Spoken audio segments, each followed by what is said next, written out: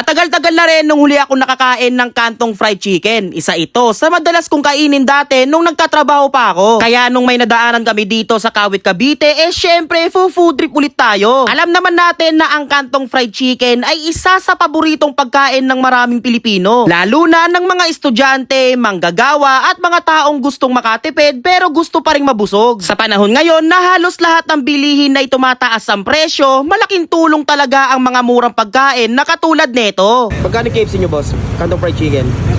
27 pesos. Yung rice? 12. Sige po, pa-order po ako. Ito yung manok nila. Boss, yung part sa akin, boss, yung may tiwop. May tiwop. Ito yung fried chicken niya. Kantong fried chicken. KFC. Boss, pwede rin ano, boss? Painit, boss? Pwede. Ayan, oh. May tiwop yan, boss. Pwede, Brad. Eto, sige boss, ilog-log mo na dyan, boss. O yun! Yun! Dali, puwet na ngali. Galing dali. Uy, dito na dito. Ayan, o. Ay, magsasalang si sir, oh. Magsasalang na. Ito yung manok. Ayan. Boss, ang kanin po, boss. Kanin. Kanin. Uy, susoy. Yun. Yung ano, yung chicken kakamin mo? Chicken. Uy, Hindi, pare. rekto na yun dyan. Rekta na yan dito, idol. Okay, oh. Sige nga.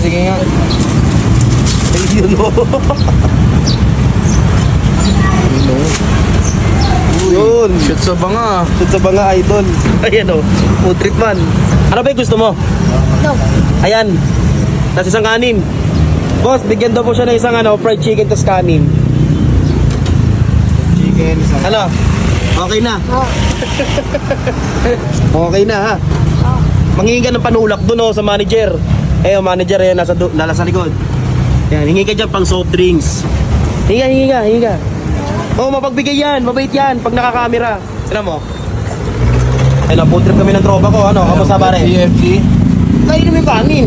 Manok lang kinakain mo. Uy, yun, oh. Parang spaghetti, ah. Parang spaghetti lang. Eto man, perfect combination ngayong tanghali. Mismo, tol. Naalala ko nga, tol, kinikwento mo kada after mo magtrabaho, tol. Yan lagi yung binibili. Tol, ito yung sumagip sa akin, tol, kasi tagti-13 lang to eh. Mismo, tol. Tapos yung kanin dati, 10 piso lang. Di ba? So, balang ginagastos mo lang, 23. Oo, 23, di ba? Kali dito nga pala ako nag-food trip ng kantong fried chicken sa may... dito sila, sa may Thai zone. Thai zone. Tapos sila ng Thai zone. Tabi lang pala. Tapos may building dun, ewan ko anong pangalan ng building na kulay green. Basta katabi sila ng Jollibee. Basta dito sa may Kawit, Cavite.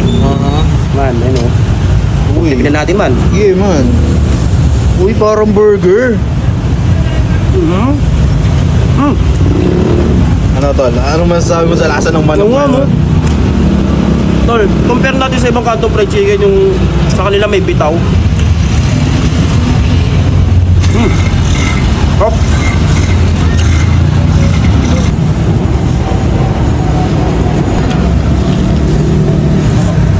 Na-miss mo talaga yung manok, tol, ha? Na-miss mo talaga, ha?